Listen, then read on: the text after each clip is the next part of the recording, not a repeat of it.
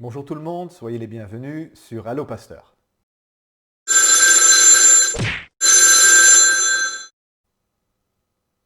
Alors la question à laquelle je vais répondre aujourd'hui sur Allo Pasteur, c'est la marque de la bête. Qu'est-ce que c'est? Qu'est-ce que la marque de la bête? Alors, vous savez que cette question, elle est souvent débattue et particulièrement dans les milieux conspirationnistes, les personnes qui aiment prédire le jour de la fin du monde ou qui aiment lire dans les événements contemporains toutes sortes de choses qui n'y sont pas. Mais essayons ensemble de regarder le sens biblique de cette expression, la marque de la bête. Alors, je reviens un petit peu en arrière pour vous expliquer un petit peu le contexte. Je rappelle que le livre de l'Apocalypse, c'est un genre littéraire qui est utilisé dans les temps de persécution, le genre apocalyptique. C'est un genre qui contient énormément de symboles, de codes, pour que les personnes qui persécutent le peuple de Dieu ne puissent pas comprendre de quoi il s'agit. Et donc, ce sont toutes des images et des symboles qui sont utilisés et qui ne doivent pas être prises au pied de la lettre, elles doivent être interprétées. On sait que le cas de l'Apocalypse, eh bien, c'est un livre qui a été écrit par Jean quand il était sur l'île de Patmos, persécuté pour sa foi. Et donc, il était censé écrire des lettres aux 7 églises d'Asie mineure. Donc c'est la Turquie actuelle. Donc autour d'Éphèse, il y avait 7 églises auxquelles Jean était censé s'adresser. Et donc, elles étaient censées pouvoir comprendre ce dont Jean leur parlait. Et le but de ce texte, c'était de les encourager au milieu de ce temps de persécution. Mais pour que sa lettre puisse sortir de ce camp de concentration sans être arrêtée par les personnes qui allaient l'intercepter, il fallait bien sûr que Jean écrive dans un style codé qui est le style apocalyptique qui a déjà été utilisé plusieurs fois dans la Bible. Et donc, ce n'est pas quelque chose de nouveau. Et donc, Jean s'adresse à des personnes qui connaissent la parole de Dieu. C'est pour ça que le livre de l'Apocalypse contient plusieurs centaines de citations directes ou d'allusions à l'Ancien Testament et notamment aux prophètes qui utilisent ce genre de littérature apocalyptique, de Zacharie, Ézéchiel, Daniel. Ce sont des passages de l'Ancien Testament qui sont souvent repris dans le livre de l'Apocalypse. Et donc, les personnes qui sont à même de comprendre l'Apocalypse, ce seront forcément des personnes qui connaissent très bien l'Ancien Testament et particulièrement les prophètes apocalyptiques de l'Ancien Testament. Alors, cela étant dit, la marque de la bête, eh bien, c'est inséparable de l'idée de l'Antichrist. Alors, ce n'est pas Jean le premier qui nous parle de l'Antichrist. Évidemment, Jésus, dans ses discours eschatologiques, donc sur la fin des temps, à la fin de son ministère, Jésus va nous parler de temps de souffrance pour Israël et aussi pour l'Église, où des faux Christ, des faux prophètes, des faux docteurs vont se lever, séduire beaucoup de gens. Et c'est dans ce contexte-là d'un certain déchaînement du mal que l'on doit voir chez Jésus, chez Paul et chez Jean, cette idée d'un antichrist qui viendra sur la scène. Et donc on a pas mal de textes dans le Nouveau Testament qui effectivement parlent d'un antichrist.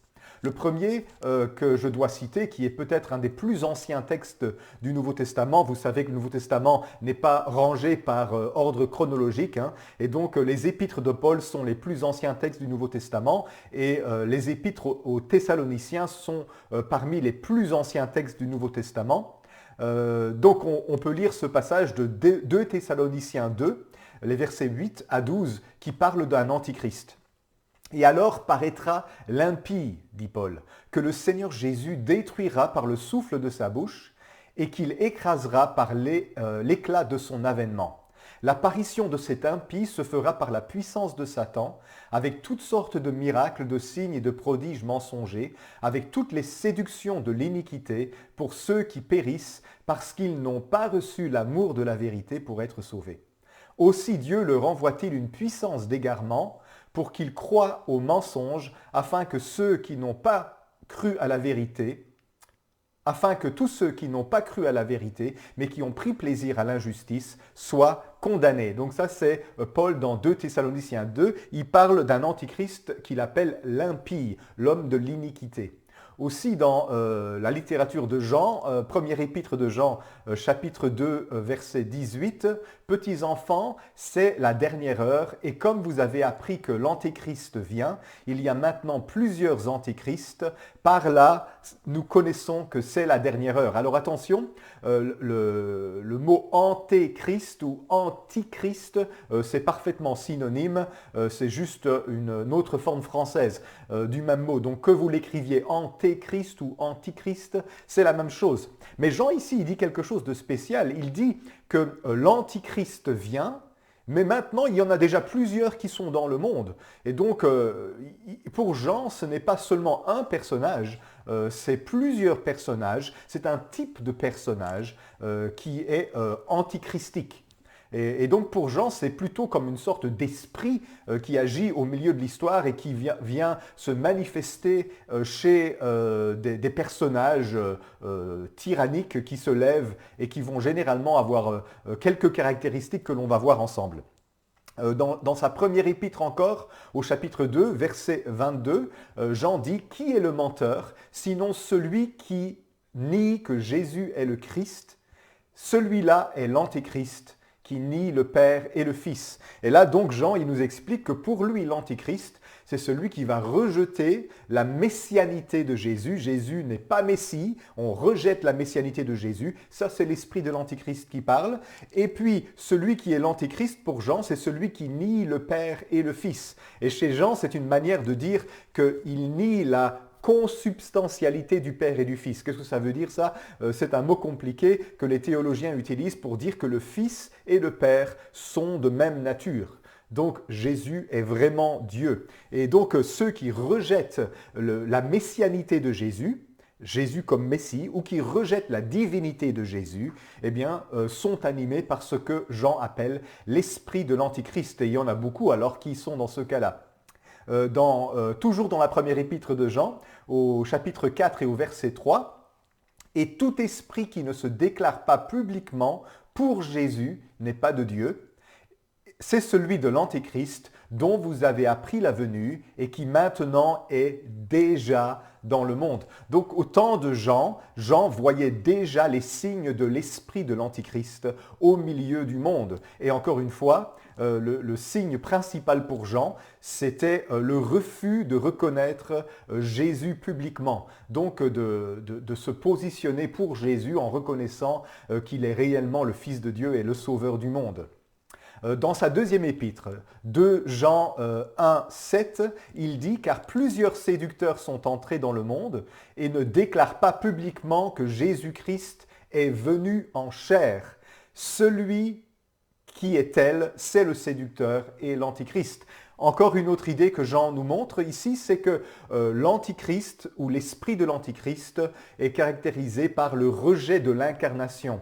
Jésus-Christ venu en chair. Deux idées derrière ça. Premièrement, que Dieu s'est effectivement fait homme en Jésus-Christ, comme dans le prologue de Jean, la parole a été faite chair. Et deuxièmement, l'idée que Jésus-Christ était réellement un homme. À l'époque de Jean, il y avait une fausse doctrine qui circulait et qui disait que Jésus était une sorte d'entité spirituelle qui faisait semblant d'être un homme et donc Jésus n'était pas réellement un être humain. Eh bien, pour Jean, ça c'est l'Antichrist qui parle parce que pour lui, Jésus est vraiment Dieu, mais il est aussi vraiment homme, pleinement Dieu et pleinement homme. Il est Dieu fait homme. Et voyez là encore une caractéristique de ce que Jean appelle l'esprit de l'Antichrist. Passons chez Paul, dans 1 Timothée 4, les 3 premiers versets.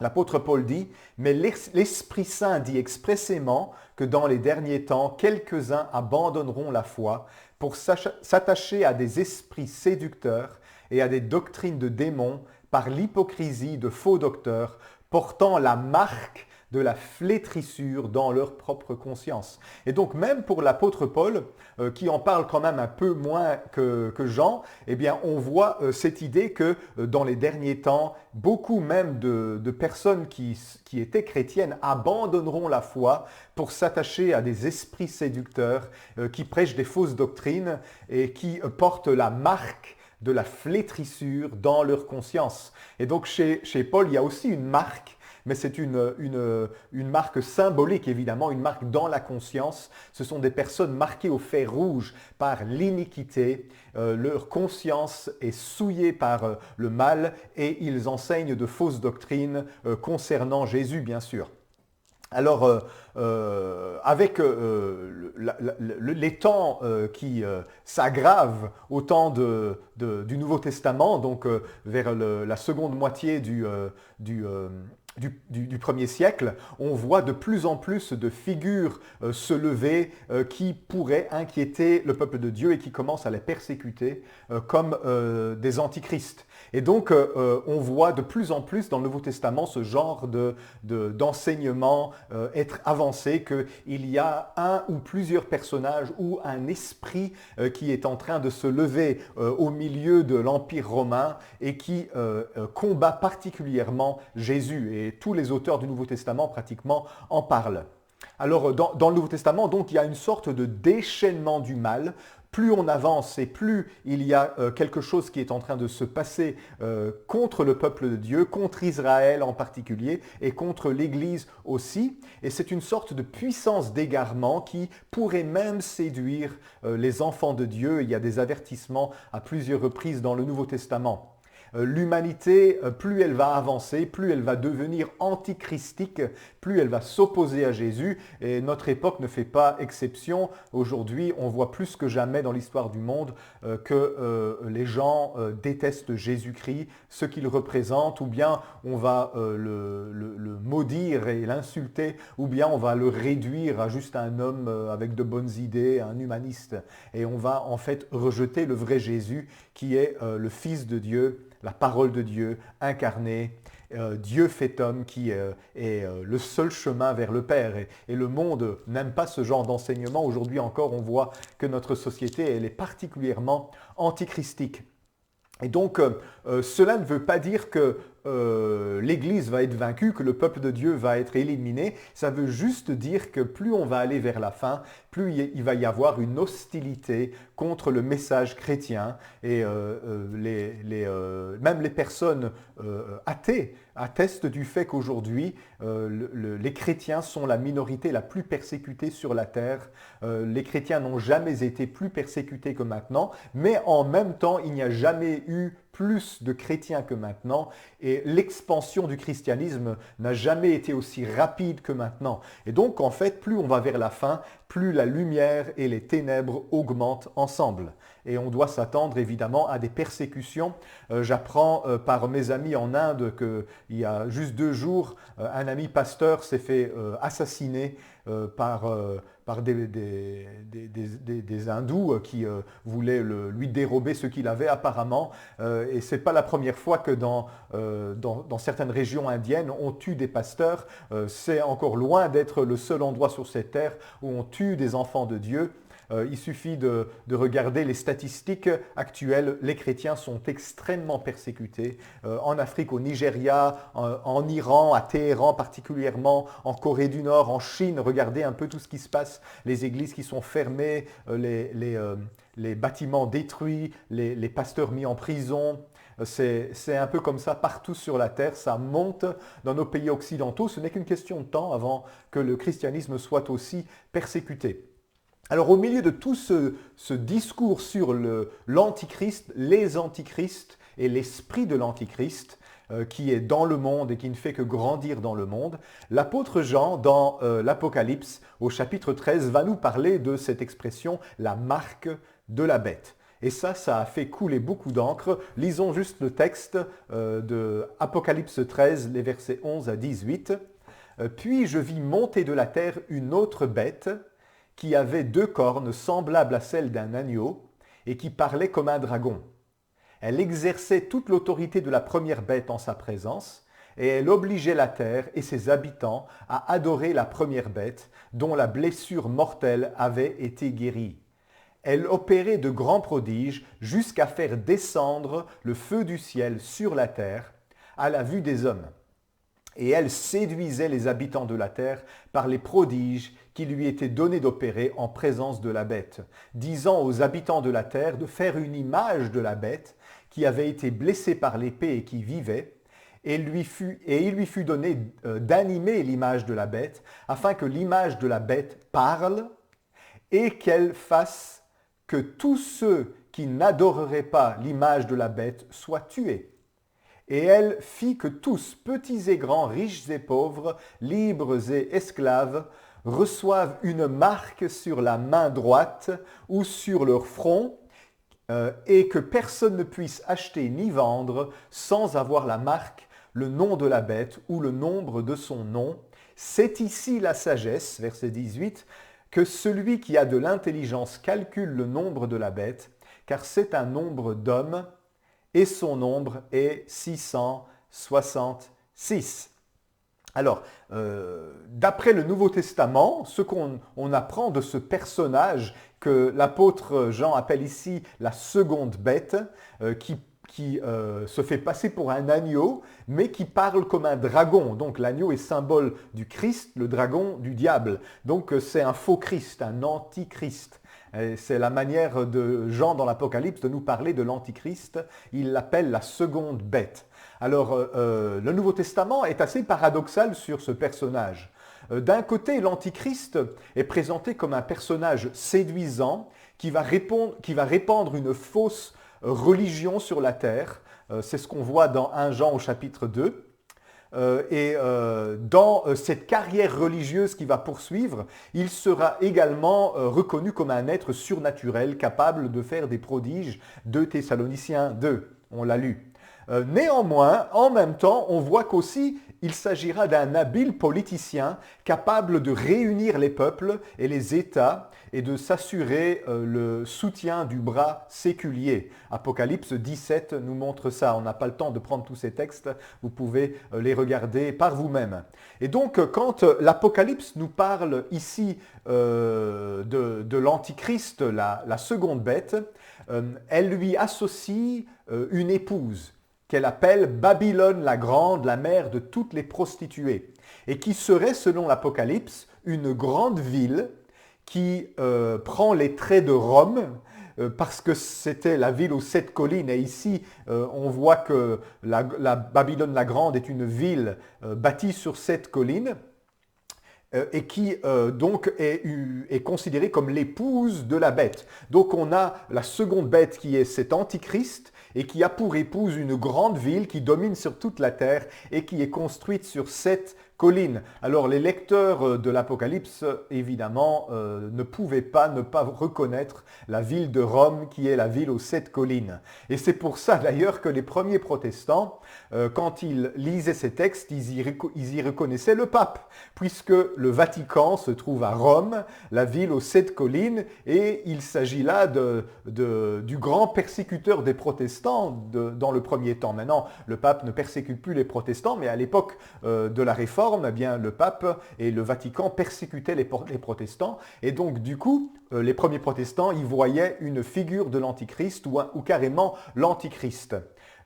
Puisqu'il était le seul à l'époque des protestants à cumuler à la fois l'aspect religieux et l'aspect séculier, puisqu'il s'agit d'un prêtre et en même temps d'un chef d'État, étant donné que le Vatican, eh bien, c'est aussi un État, c'est un des plus petits États au monde, qui a son siège à Rome. Et donc,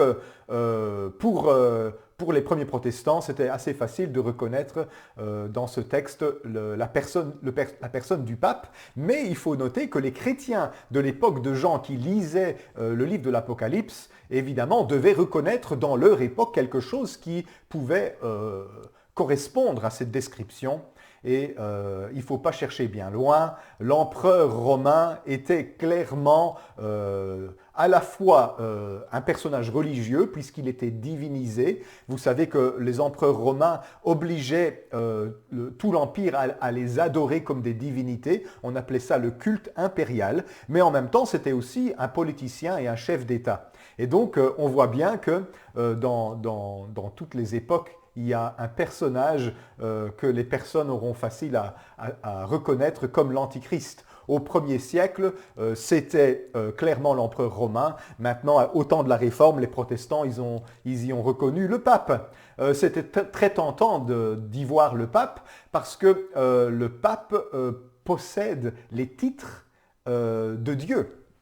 Il a repris pour son compte des titres divins. Par exemple, ce n'est pas un titre officiel, mais c'est une manière habituelle de s'adresser à lui. Le pape est appelé le Saint-Père. Hein? Donc c'est ce qui est communément admis, même les médias l'appellent le Saint-Père. Donc le Saint-Père, Jésus a dit, n'appelez personne votre Père, dans un sens spirituel, car un seul est votre Père, et c'est Dieu. Et le pape, on l'appelle le Saint-Père. Et donc on voit que les protestants ont eu facile à reconnaître dans la personne du pape quelqu'un qui se fait passer pour Dieu. Un titre officiel du pape, c'est Vicarius Christi, c'est-à-dire le vicaire du Christ. Alors le mot vicaire, ça veut dire le remplaçant. Donc un des titres officiels du pape, c'est le remplaçant du Christ, le vicaire de Jésus-Christ. Pourtant, Jésus, quand il a annoncé quelqu'un qui allait venir le remplacer, il n'a pas dit que ça serait un pape, il a dit que ça serait le Saint-Esprit, l'autre consolateur qui viendrait prendre la place de Jésus pour remplir le vide laissé par son départ. Alors, le deuxième titre du pape, vicaire de Jésus-Christ, était évidemment quelque chose qui, jusqu'à aujourd'hui, laisse les protestants très dubitatifs par rapport à ce que pourrait représenter un tel personnage, étant donné qu'il y a là clairement une sorte d'usurpation d'un titre qui est censé être attribué au Saint-Esprit. Un autre titre du pape, c'est le souverain pontife. Vous connaissez ce titre-là, qui est souvent utilisé aussi dans les médias, Summum Pontifex Ecclesiae Universalis, donc le souverain pontife de l'Église universelle. Ça veut dire quoi, pontife? Du latin pontifex, faiseur de pont. Donc c'est une manière de dire médiateur. Le souverain pontife, c'est le grand médiateur, donc le grand prêtre, le souverain sacrificateur, en d'autres termes. Ce qui est un titre du Christ. Encore une fois, là, un autre titre que le pape possède et qui fait penser aux protestants qu'il est une figure de l'Antichrist. Et alors, encore une fois, un autre titre, c'est Servus Servorum Dei, le serviteur des serviteurs de Dieu. C'est une référence à Jésus qui lavait les pieds des apôtres et qui s'est fait serviteur de ses serviteurs. Et donc, on voit que le pape, pour les protestants, il cumule plusieurs titres qui sont très suspects. Il prend la place du Père, il prend la place du Saint-Esprit et il prend la place de Jésus. Et quand on sait que la figure de l'Antichrist dans le Nouveau Testament prend la place de Dieu, c'est très facile pour les protestants de voir dans le pape une figure de l'Antichrist. Maintenant, je ne pense pas qu'on puisse dire que ce pape ou les autres papes sont l'Antichrist, mais en tout cas, il y a quelque chose d'antichristique dans la papauté. L'Église orthodoxe, elle est tout à fait d'accord avec l'Église protestante sur ce point-là, que le pape, il est une figure d'antichrist parce qu'il prend la place de Dieu. Et c'est encore pire depuis la doctrine de l'infaillibilité pontificale, c'est-à-dire que lorsque le pape parle de la part de l'Église, en tant que représentant de l'Église, pas quand il parle dans sa vie privée, mais quand il parle en tant que représentant de l'Église et qu'il promulgue les décrets, les édits, les enseignements de l'Église, il est infaillible. Eh bien, ça n'a fait qu'empirer cette idée-là, parce qu'il n'y a aucun homme qui est infaillible, à part Jésus-Christ, qui est le seul homme infaillible pour les chrétiens. Et donc on voit que le catholicisme romain, pour les protestants, souvent, il est entaché de cet esprit d'antichrist. Si mes amis catholiques qui me regardent, vous vous demandiez pourquoi est-ce qu'il y a tant d'hostilité parfois dans le mouvement protestant contre l'Église catholique, c'est à cause de ça. Depuis le début de la Réforme, c'est ainsi. L'Église catholique a été une des plus grandes persécutrices des protestants à travers les siècles. Ce n'est plus le cas aujourd'hui. L'Église catholique ne persécute plus les protestants. Il faut avouer que l'Église catholique, elle elle exerce plus aujourd'hui vraiment de pouvoir séculier, en tout cas presque plus rien, juste sur l'État du Vatican qui est vraiment tout petit. Et même au niveau spirituel, l'Église catholique a perdu énormément de son influence. Il demeure néanmoins que beaucoup de protestants se méfient, pas des catholiques, pas non plus des personnes qui sont dans les hiérarchies en particulier, mais de l'institution de l'Église catholique qui porte cette connotation antichristique très forte chez beaucoup de protestants. Alors aujourd'hui, on ne peut pas dire que l'Église catholique, elle fait couler le sang des martyrs. Aujourd'hui, et au contraire, l'Église catholique, elle constitue un des derniers bastions de la morale judéo-chrétienne contre le paganisme. Et donc, elle joue un rôle extrêmement positif. Il faut être beaucoup plus nuancé aujourd'hui. Mais à l'époque de la Réforme, eh bien, elle était évidemment dans le collimateur des protestants. Hein. Donc, on peut comprendre, étant donné qu'ils étaient vraiment très, très, très persécutés par l'Église catholique. Mais, vous voyez, on a tendance, dans notre époque, à essayer de reconnaître un antichrist ou une institution qui représente l'antichrist, et chaque génération a fait la même chose. Depuis 2000 ans, les chrétiens se sont efforcés de trouver dans leur temps, dans leur génération, un candidat antichrist. Et les chrétiens d'aujourd'hui pensent être originaux en disant qu'un tel est l'antichrist, tel président américain est l'antichrist, ou Bill Gates de Microsoft est l'antichrist, ou un président iranien c'est l'antichrist. Ils pensent être originaux. Les amis, vous êtes dans une longue file de personnes qui se sont avancées à essayer d'identifier l'antichrist à travers les siècles. Et vous savez, ben, ils ont tous eu tort.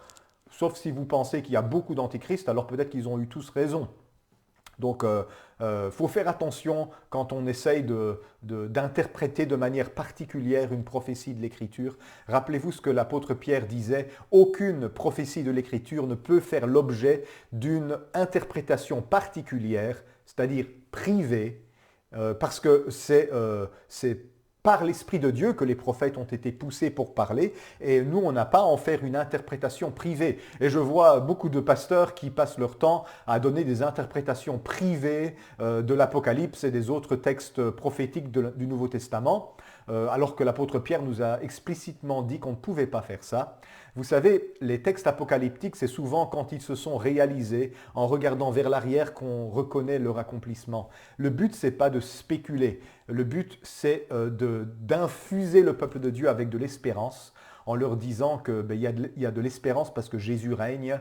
Maintenant, il y aura des malheurs dans le monde, il y aura des figures d'antichrist, mais au milieu de tout ça, il y a un mystère qui est en train de se dérouler, et tout ça va aboutir par l'avènement du royaume de Dieu. Alors, revenons à nos moutons. Apocalypse 13 va nous parler alors de ce personnage qui est appelé la seconde bête et qui est responsable d'un certain culte. Elle impose l'adoration de l'image de la bête à l'entièreté du monde habité.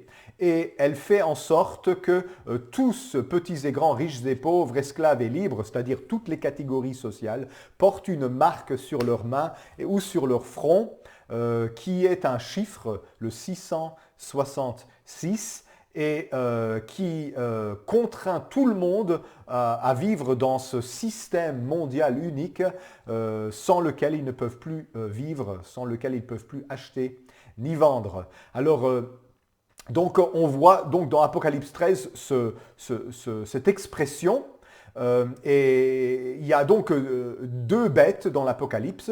Il y a la première bête qui clairement représente une sorte d'empire, une sorte de royaume mondial, et la seconde bête qui est un faux Christ, un dictateur, un personnage qui force le monde entier a adoré la première bête.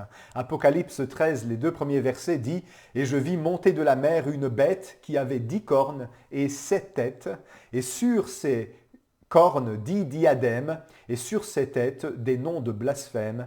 La bête que je vis était semblable à un léopard, ses pieds étaient comme ceux d'un ours, et sa gueule comme une gueule de lion. Le dragon lui donna sa puissance, son trône et une grande autorité. Et donc là, ça représente une sorte de royaume qui gouverne sur la terre. Évidemment, dans le premier siècle, c'était l'Empire romain. Et la seconde bête, au verset 11, je vis monter de la terre une autre bête qui avait 2 cornes semblables à celles d'un agneau et qui parlait comme un dragon. Et donc on voit bien que la première bête représente une sorte d'empire, un gouvernement mondial. Et la seconde bête, elle est un personnage qui unifie ce gouvernement mondial et qui force le culte impérial, qui force tout le monde à adorer le roi ou l'empereur ou le personnage qui gouverne. Le chapitre 17 de l'Apocalypse permet de connaître très précisément l'identité de la première bête, parce que l'ange qui parle avec Jean dans ce texte identifie clairement la ville de Rome comme la femme assise sur la bête à 7 têtes. Il dit, c'est ici l'intelligence, Apocalypse 17, 9, c'est ici l'intelligence qui a de la sagesse. Les 7 têtes sont 7 montagnes sur lesquelles la femme est assise. Et le verset 18, « Et la femme que tu as vue, c'est la grande ville qui a la royauté sur les rois de la terre. » Alors, à l'époque où l'ange disait ça, la grande ville qui avait la royauté sur les rois de la terre, ce n'est pas qui aura ou qui avait, qui a la royauté sur les rois de la terre, c'était l'Empire romain. Donc on voit bien que pour Jean, dans l'Apocalypse, cette histoire de bête, c'est une histoire qui doit être interprétée autour de l'Empire romain. Et alors les lecteurs originels de l'Apocalypse, ils n'avaient aucun problème à reconnaître Rome comme la ville visée par cette description, Babylone la Grande, et bien sûr l'empereur comme personnage que Jean appelle la seconde bête. Donc tout le monde connaissait la ville aux 7 collines, elle était connue comme ça depuis longtemps. Les 7 montagnes de Rome étaient les principales collines sur lesquelles s'étendait sur la rive gauche du Tibre la capitale de l'Empire romain. L'archéologie a permis de confirmer cette identification. On a d'ailleurs découvert une pièce ou une médaille de Vespasien où la déesse Roma, la ville de Rome personnifiée et adorée, était représentée comme une femme assise sur 7 collines. Donc c'est une identification que n'importe qui à l'époque aurait facilement faite. Alors, même si en réalité Rome était bâtie sur géographiquement 8 collines, car l'une d'entre elles était de l'autre côté du Tibre, il y avait effectivement 7 collines d'un côté du Tibre sur lesquelles la ville avait été bâtie et c'est ainsi qu'elle est restée dans l'histoire, la ville aux 7 collines. Et donc l'Apocalypse fait allusion à cette réalité. Et alors, c'est assez intéressant parce que l'Apocalypse va faire allusion au fait qu'il y a 7 collines et une 8e colline de l'autre côté du Tibre dans ce passage d'Apocalypse 17 où il est dit « C'est ici de l'intelligence qui a de la sagesse. Les 7 têtes sont 7 montagnes sur lesquelles la femme est assise. Ce sont aussi 7 rois, 5 sont tombés, un existe. » Vous voyez, donc ça parle de quelqu'un qui existait à l'époque. L'autre n'est pas encore venu et quand il sera venu, il doit rester peu de temps. Et la bête qui était et qui n'est plus est elle-même un 8e roi et elle est au nombre des 7 et elle va à la perdition. Et donc l'Apocalypse, dans chapitre 17, les versets 9 à 11, fait allusion au fait que Rome est bâtie sur 7 collines, 7 montagnes, mais il y a une 8e colline qui est de l'autre côté du Tibre, un petit peu donc qui vient et qui fait partie des 7 parce qu'on ne la comptait pas dans l'expression la ville aux 7 collines. Et donc c'est presque incontestable que Jean désigne la ville de Rome et encore une fois, il la désigne de façon cryptée en parlant de Babylone la Grande ou la Bête pour éviter évidemment que son texte ne soit intercepté et arrêté. Il aurait été exécuté, vous savez, si il avait parlé explicitement contre Rome et contre l'empereur, c'était la peine capitale. Ça, c'était sûr et certain. Et donc, s'il doit parler d'une manière négative de Rome et de l'empereur, il faut bien sûr qu'il le fasse d'une façon symbolique. Alors il y a beaucoup de spéculations depuis l'époque du Nouveau Testament sur l'identité de cette seconde bête, c'est-à-dire ce dragon qui est déguisé en agneau, donc ce diable déguisé en Messie, puisque le dragon dans l'Apocalypse représente le diable et l'agneau représente le Messie. Donc une sorte de faux Christ, puisque Jésus il est appelé l'agneau de Dieu dans les écrits de Jean, dans tous les écrits de Jean, Jésus est l'agneau de Dieu. Et donc les lecteurs de l'Apocalypse, eh bien, ils sont là face à un personnage qui, dans leur compréhension, est forcément une sorte d'antichrist. Bien que l'Apocalypse n'utilise jamais l'expression antichrist, forcément, le personnage ici est décrit comme une sorte d'antichrist. Et alors, pour qu'on puisse comprendre de qui il s'agit, eh bien, Jean va utiliser un cryptogramme.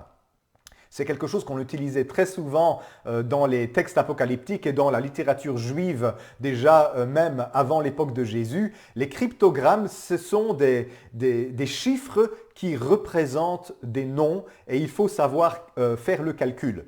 Alors, ici, Jean dit qu'il faut de la sagesse pour le comprendre, parce que le chiffre est en fait le nom d'un homme qui est la bête. Hein, il dit au verset 18 du chapitre 13 d'Apocalypse, car c'est un nombre d'hommes, donc ça veut dire que c'est un chiffre humain, et son nombre est 666. Alors, nous savons plusieurs choses par rapport à ça. Et ça nous permet d'écarter toutes les bêtises que beaucoup de gens disent. Alors, oui, je sais, Internet, www, eh bien oui, en hébreu, la lettre W, c'est la 6e lettre de l'alphabet, le Vav, Aleph, Bet, Gimel, Dalet, He, Vav, 6. Et donc, www, effectivement, ça fait 666. Il n'y a pas que ça. Le code barre, je ne sais pas si vous avez déjà remarqué, quand vous regardez un code barre, il y a 3 sections plus longues qui dépassent et les 2 petites barres qui sont là au début, au milieu et à la fin d'un code barre, ce sont des 6, donc dans les codes barres, c'est aussi 666. Et il y a une quantité d'autres endroits dans notre civilisation où vous allez trouver le chiffre 6, étant donné que beaucoup de choses sont faites avec des systèmes hexadécimaux, et donc on a des chiffres 6 dans plein d'endroits. Je peux couper l'herbe sous le pied à toutes ces spéculations, elles sont stupides. Pourquoi? Je peux dire ça avec certitude. L'apôtre Jean, il dit ici que ses lecteurs devaient être capables, à l'époque où le livre a été écrit, de comprendre de quoi il s'agissait. Jean écrit donc, je vous le rappelle, aux églises d'Asie mineure, donc autour de la ville d'Éphèse, il y a 7 églises dans les villes avoisinantes, et il leur envoie tout ce texte qu'est l'Apocalypse, et c'est à ces églises-là qu'il dit que celui qui a de la sagesse peut calculer parce que c'est un nombre d'hommes, et son nombre est 666. Donc, on sait plusieurs choses. Premièrement, c'est forcément un homme qui est désigné, comme Apocalypse 13, verset 18 nous le montre, c'est forcément quelqu'un, un être humain. Deuxièmement, c'est quelqu'un qui est idolâtre, blasphémateur et malfaisant, ça c'est sûr, d'après le contexte on le voit. C'est quelqu'un aussi qui possède une grande autorité politique, comme nous le montre Apocalypse 13, les versets 2 et 7. Enfin, c'est aussi quelqu'un qui est obligatoirement un contemporain de l'apôtre Jean, parce que sinon ses lecteurs n'auraient pas été capables de calculer son nom à l'aide du cryptogramme 666. Ça c'est très important et c'est quelque chose qu'on ne doit pas négliger. Jean envoie une lettre qui est destinée à des personnes qui vivent à son époque et il leur dit qu'ils ont la sagesse pour comprendre.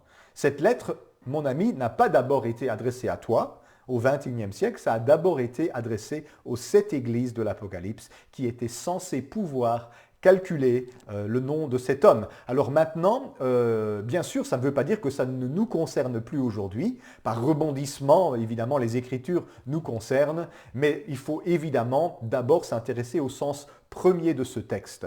Alors, depuis très longtemps, depuis des siècles, on sait que 666, ça fait très exactement le nom Néron César quand on calcule la valeur numérique des lettres. Alors, je vais afficher une petite image pour vous expliquer ça, mais il se fait que le nom Néron César, eh bien, ça fait 666 dans l'alphabet hébraïque. Et alors, il y a beaucoup d'autres personnages de l'histoire dont le nom a fait aussi 666. Peut-être que si vous calculiez la valeur numérique de votre propre nom, ça fait aussi 666. Donc ce n'est pas suffisant à lui seul puisque ce nom peut faire 666, qu'il s'agit forcément de Néron César. Mais en tout cas, c'est le cas, on le sait depuis longtemps, et c'est un candidat évidemment dans le 1er siècle, puisque vous savez que Néron César était le premier et un des plus grands persécuteurs des chrétiens. Alors, il y a quand même quelque chose de très intéressant à faire remarquer. Au fur et à mesure que les manuscrits du Nouveau Testament ont commencé à circuler en Europe, eh bien, ils sont passés depuis l'Orient vers l'Occident, où on ne parlait plus tellement le grec, mais on parlait plus le latin. Alors, il existe un manuscrit qui est passé du côté latin, où le chiffre 666 est transformé en 616. C'est un fragment de papyrus en fait, mais dans ce fragment de papyrus, là où il est écrit 666, eh bien dans celui-là, il est écrit 616 parce qu'il circule du côté latin. Alors ça peut évidemment poser des questions. Pourquoi est-ce qu'un copiste a cru bon de changer le 666 en 616 ? Eh bien, figurez-vous qu'en latin, 616, ça fait Néron César.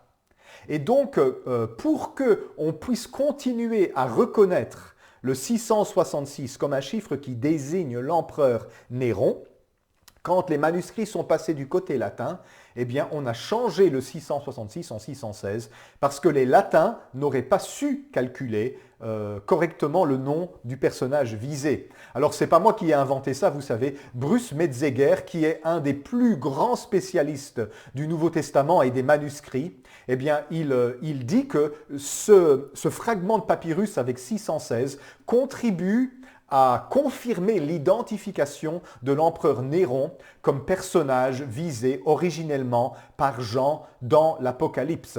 Et donc un copiste bien intentionné voulait qu'on continue de comprendre qu'il s'agissait de Néron, et il avait peur que ses lecteurs latins ne le comprennent pas avec 666, et donc il a changé en 616 pour qu'en latin ça fonctionne aussi.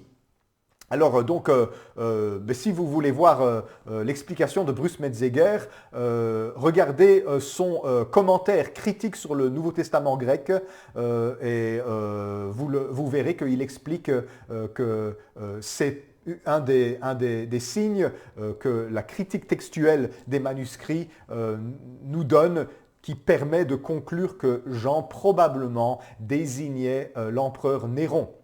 Alors, donc c'est un cryptogramme. Alors je vous ai montré cette image, je vais la remettre encore maintenant. Et donc en hébreu, Néron César, eh bien ça fait 50, 200, 6, 50, 100, 60, 200. Et donc ça fait 666. Et en latin, eh bien, pour que Néron César fonctionne, eh bien, il faut puisque en latin il y a une lettre en moins, eh bien ça fait 616, puisqu'il n'y a pas de N final à Néron en latin, c'est Nero, et donc ça fait 616. Et comme ça, les latins pourront facilement reconnaître qu'il s'agit du personnage.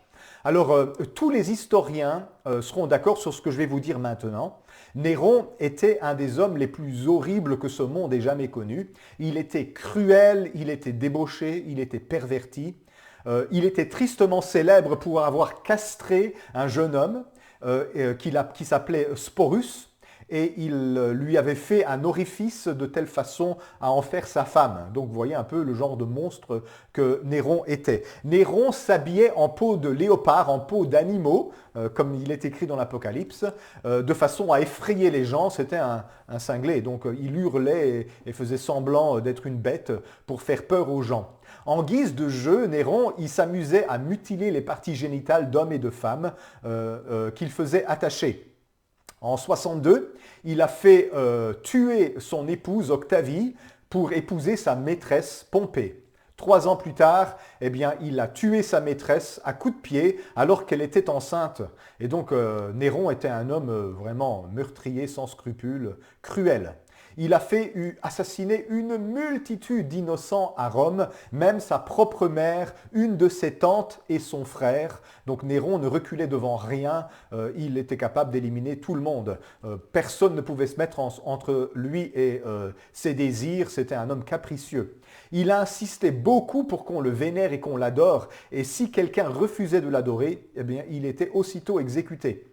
Néron a fait graver des pièces de monnaie où il avait mis son portrait, comme tous les empereurs faisaient d'ailleurs, et il était représenté comme le dieu Apollon, jouant la lyre, entouré d'un halo de lumière, parce que Néron se prenait pour un dieu. Toutes les personnes qui osaient lui dire qu'il jouait mal de la lyre, qu'il était un mauvais musicien, se faisaient exécuter. Néron exécutait les sénateurs, n'importe quel sénateur qui disait du mal de lui se faisait exécuter, même juste pour avoir simplement refusé d'admirer ses talents musicaux. Donc c'était un homme capricieux et meurtrier. On a retrouvé des inscriptions à Éphèse et à Chypre où Néron était appelé Dieu Tout-Puissant et Sauveur. Donc Néron prenait à son compte les titres divins. En 64, pendant 6 jours et 7 nuits, la ville de Rome a brûlé et tous les soupçons, à l'époque déjà, se portaient vers Néron. Mais vous savez que Néron a fait porter le chapeau aux chrétiens, alors que c'est vraiment certainement lui qui a demandé à ses soldats de mettre le feu à Rome, parce qu'il trouvait la ville extrêmement laide et il voulait pouvoir la reconstruire et l'embellir. Et donc, il a fait persécuter des chrétiens qu'il a accusés d'être responsables de l'incendie de Rome. Et ils ont été exécutés, tous ces chrétiens-là, par plusieurs supplices. Certains ont été donnés en pâture aux bêtes féroces, ou certains ont été attachés à des croix après avoir été revêtus de vêtements imbibés de poix, à laquelle Néron mettait le feu. Et donc, il y avait des crucifiés enflammés, des chrétiens crucifiés enflammés qui ornaient le jardin de Néron. Et il trouvait ça beau, c'était un malade mental. Aucun empereur avant lui n'avait ainsi persécuté les chrétiens, c'était vraiment un monstre. Maintenant, dans un livre qui s'appelle Les oracles sibyllins, le texte appelle Néron la grande bête. Et donc les oracles sibyllins étaient un texte que beaucoup de personnes ont lu par la suite. Eh bien, ce texte appelait Néron la grande bête. Donc le terme bête que Jean utilise ne tombait pas dans l'oreille d'un sourd. Les gens savaient bien de qui on parlait quand on parlait de la grande bête. Alors la persécution que Néron a fait subir aux chrétiens, elle a duré jusqu'à son suicide en 68. Et donc on sait que cette persécution a duré exactement 42 mois, comme l'annonçait très exactement l'Apocalypse. Donc si on regarde Apocalypse 13, les versets 5 à 7, il lui fut donné une bouche qui proférait des paroles arrogantes et des blasphèmes. Il lui fut donné le pouvoir d'agir pendant 42 mois, et elle ouvrit sa bouche pour proférer des blasphèmes contre Dieu, pour blasphémer son nom, son tabernacle et ceux qui habitent dans le ciel. Il lui fut donné de faire la guerre aux saints et de les vaincre. Il lui fut donné autorité sur toute tribu, tout peuple, toute langue et toute nation. Eh bien, la persécution que Néron a fait subir aux chrétiens jusqu'à son suicide en 68 a duré très exactement 42 mois, comme dit le texte ici de l'Apocalypse. Malgré sa mort en 68, malheureusement, son ordre de détruire Jérusalem est resté et il a été mené à bien en 70. Et donc, la ville de Jérusalem et le temple ont été détruits en l'an 70, en l'an 70 pour nos amis français. Et donc, à ce moment-là, les étendards romains et les idoles romaines ont été adorés sur le mont du Temple. Et donc, on a introduit l'image de l'abomination dans le lieu saint et on a souillé le temple et on l'a détruit. Il n'existe aucun autre personnage de l'histoire mondiale qui corresponde aussi bien à cette seconde bête de l'Apocalypse que l'empereur Néron. Je ne veux pas dire par là que cette désignation, la seconde bête, ne peut parler que de Néron, mais ce que je veux vous dire, c'est qu'il s'agit clairement là, dans le contexte de Néron qui est visé, et maintenant par rebondissement, ça pourrait concerner d'autres personnes. Donc Néron est très certainement le personnage que Jean visait dans sa prophétie et il est inutile de spéculer sur ce que 666 pourrait signifier parce que exégétiquement, eh bien, il désigne presque immanquablement Néron. Alors peut-être que par rebondissement, d'autres personnages de l'histoire pourraient ressembler à ça, mais en tout cas, il n'y en a encore jamais eu qui ressemble autant à cette bête de l'Apocalypse que Néron.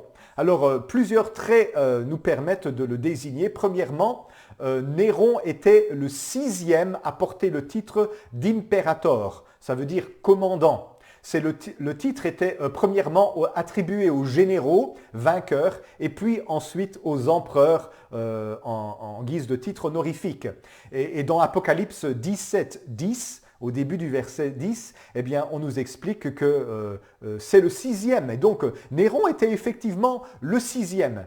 Alors maintenant, l'ordre des empereurs est discuté, vous savez, parce que même si Jules César n'était pas techniquement un empereur, il portait quand même le titre d'imperator et il était le premier à être de la lignée des Césars. Et à cause de ça, dans ses antiquités, l'historien Flavius Joseph appelle Auguste le second et Jules César est appelé donc le premier, Auguste le second, Tibère le troisième.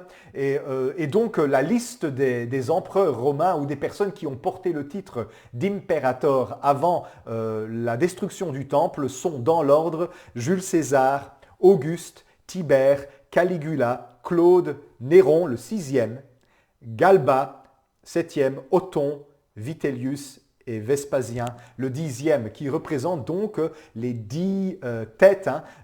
Donc il y a vraiment là, dans l'Apocalypse, une désignation très claire des empereurs romains avant la chute du temple.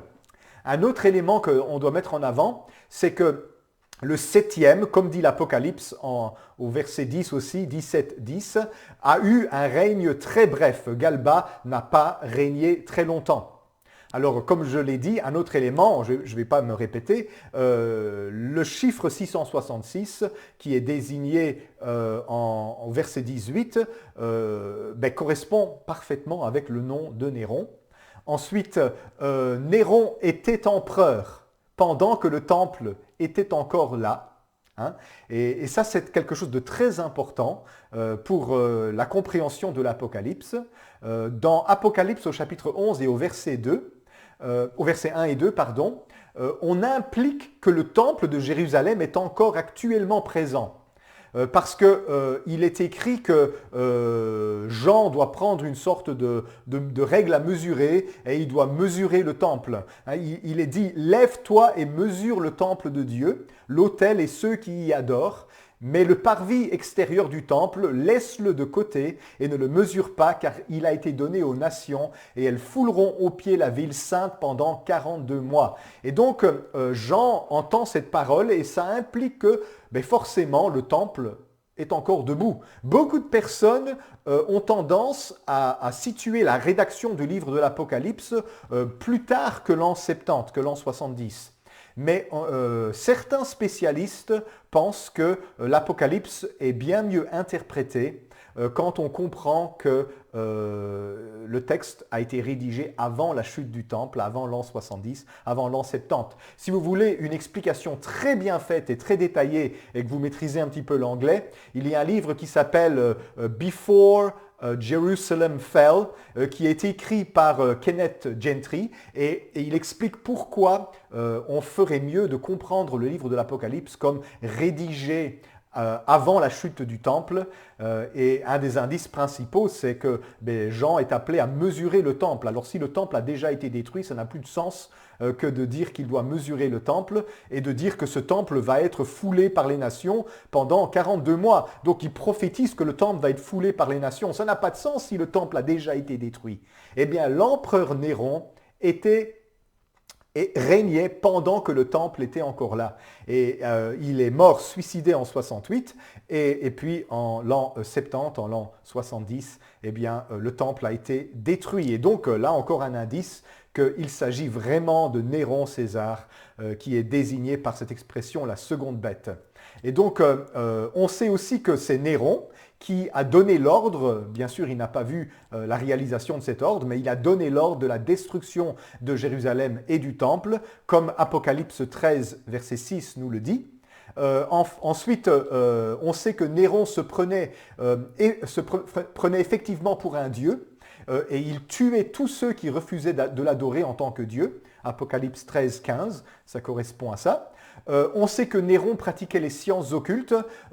Tacite, dans ses annales, nous explique que Néron ne faisait rien sans consulter les astrologues. Donc Néron était un homme qui pratiquait l'occultisme, c'était un homme qui était féru de magie. Alors, dans Apocalypse, il est parlé de Néron comme celui qui fait tomber la foudre du ciel. Hein. Enfin, il est parlé de l'Antichrist comme celui qui fait tomber de la foudre du ciel. Alors, la foudre était un symbole fréquent de l'empereur. Très souvent, pour présenter l'empereur sur les pièces de monnaie, sur la monnaie impériale, on mettait le feu du ciel, les striures des éclairs à côté de sa tête, parce que les empereurs se prenaient pour le dieu Jupiter, le dieu des dieux, qui était le dieu qui lançait des éclairs. Alors on sait que Néron, ça c'est certain, après avoir échappé à une tentative d'assassinat, eh bien, il a fait frapper une importante série de pièces de monnaie en or et en argent consacrées à son dieu, Jupiter, et il était lui-même sur cette pièce et il y avait des éclairs autour de sa tête et donc c'est comme s'il se prenait pour Jupiter. Donc on y voit l'effigie de Néron lançant la foudre comme si l'empereur était tout à coup divinisé et se prenait pour Jupiter lui-même. Alors, il y a une anecdote aussi qu'on a trouvée au sujet de Néron. Un jour, la foudre est tombée sur la table où Néron était en train de manger près d'un lac. La table s'est fendue à cause de la foudre et même les viandes qui étaient sur la table ont été brûlées. Et à cause de ce signe qui s'est produit, la rumeur s'est répandue que c'était un signe divin qui désignait son successeur. C'est Tacite dans ses annales qui nous explique ça. Et donc, on voit que l'événement désignait le successeur de l'empereur. Le texte dit ceci. Il arriva un autre prodige plus terrible, qui est que la foudre tomba sur le souper de Néron et le brûla de telle sorte qu'il ne resta rien de toutes les viandes, non plus qu'il n'en serait rien resté si elles avaient été enlevées par les harpies. Et donc on voit que dans ce texte, eh bien, Néron a vécu un événement autour de la chute de la foudre sur la table, et ça a été interprété comme un signe divin, et l'Apocalypse nous en parle, hein, donc dans Apocalypse 13, verset 13, on dit qu'elle opérait de grands prodiges jusqu'à faire descendre le feu du ciel sur la terre à la vue des hommes. Apocalypse 13, 13. Alors, encore autre chose, Néron est le premier empereur à persécuter les chrétiens. Avant lui, les empereurs ne persécutaient pas les chrétiens. Ensuite, la persécution que Néron a fait subir aux chrétiens a duré exactement 42 mois, Apocalypse 13, 5. Toutes ces raisons me font dire qu'il y a beaucoup de chances que le personnage que Jean essaye de viser de manière un peu cryptée dans son livre, dans sa prophétie apocalyptique, eh bien, c'est Néron César. Et donc, il ne faut pas nécessairement commencer à spéculer sur tout ce qui pourrait contenir des 6 à notre époque et en faire un chiffre porte-malheur comme certaines personnes font. Très probablement que ça désignait pour les lecteurs de l'époque Néron César. S'il vous plaît, quand vous lisez la Bible, ne faites pas l'erreur de penser que le texte a été écrit par l'auteur spécifiquement pour vous. Il a d'abord été écrit pour les contemporains, les destinataires. Et c'est dans la mesure où vous allez comprendre ce qu'il signifie pour les destinataires du livre que vous allez être capable ensuite de comprendre ce qu'il signifie pour vous. Et donc si vous ne comprenez pas par exemple ce que Paul voulait dire aux Corinthiens par l'épître aux Corinthiens, eh bien, vous avez très peu de chances de comprendre ce que ce texte signifie pour vous. Et beaucoup d'entre nous ont fait un raccourci, c'est qu'on pense que Paul, il me parle à moi. Mais bien sûr, la parole de Dieu s'adresse à moi aussi aujourd'hui par rebondissement, mais dans la mesure où je vais faire un effort de comprendre ce qu'elle signifiait à l'époque. Et si je ne fais pas cet effort-là, eh bien, je risque d'en faire une interprétation erronée. Et tellement de personnes font ça de nos jours, c'est consternant. On doit s'efforcer d'étudier la Bible dans son contexte pour ensuite comprendre ce qu'elle peut signifier pour nous. Alors nous, les théologiens, on aime bien dire cet adage qui est le principe de tous les exégètes. Un texte sans son contexte est un prétexte. Alors si vous lisez l'Apocalypse sans son contexte historique, eh bien vous en faites un prétexte pour vous dire ce que vous avez envie de dire. Et vous avez besoin de toujours revenir à l'histoire de l'époque où le livre a été écrit et essayer de comprendre ce qu'il signifiait pour les lecteurs de ce temps. Et dans la mesure où vous allez comprendre ce qu'il signifiait pour les lecteurs de ce temps, vous allez comprendre ce qu'il signifie pour nous. Alors, la marque de la bête, c'est quoi? Eh bien, la marque de la bête, dans le contexte, ça représente clairement l'empereur de l'époque qui persécutait les chrétiens. Et de manière codée, le texte décrit toutes les horreurs et toutes les caractéristiques de l'empereur Néron.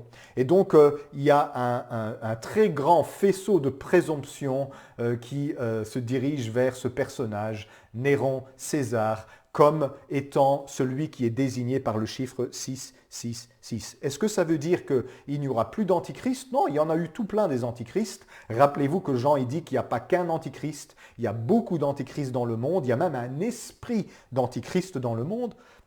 Et on ne peut pas écarter que avant la fin du monde, avant le retour de Jésus, il y ait peut-être encore d'autres antichrists ou encore un grand antichrist qui vient. C'est une possibilité qu'on ne peut pas écarter et que je n'écarte pas. Je ne prétends pas savoir de quoi l'avenir est fait. Mais ce que je vous dis, c'est que si on oublie ce que le texte signifiait dans son contexte, on en fait très vite un prétexte pour tout et n'importe quoi. J'espère que ça vous a un peu rassuré et j'espère que vous comprenez un peu plus ce que signifie la marque de la bête. Alors, s'il vous plaît, arrêtez votre spéculation autour des puces RFID, des codes barres ou d'Internet ou je ne sais pas encore quoi. Vous êtes en train de faire ce que tous les chrétiens à travers les 2000 ans de christianisme ont fait à leur époque, pensant identifier la marque de la bête dans leur temps, au lieu de simplement retourner dans l'époque de l'écriture du livre et de se demander ce que ça signifiait pour eux. N'oubliez pas que Jean il dit que les lecteurs de l'époque devaient être capables, en tout cas ceux qui sont sages et intelligents, de comprendre ce que ça signifiait. J'espère avoir répondu à cette question. Si vous avez encore d'autres questions sur l'Apocalypse, on va finir par avoir fait l'entièreté du livre, un de ces quatre, eh bien, elles sont les bienvenues. Notez votre question dans le formulaire en bas, dans la description de cette vidéo. Et si je suis capable d'y répondre, eh bien, je vous répondrai dans une prochaine vidéo. Cette vidéo a été un petit peu plus longue, j'étais obligé à cause du contexte que je devais vous expliquer. À très bientôt, passez une bonne journée. Au revoir.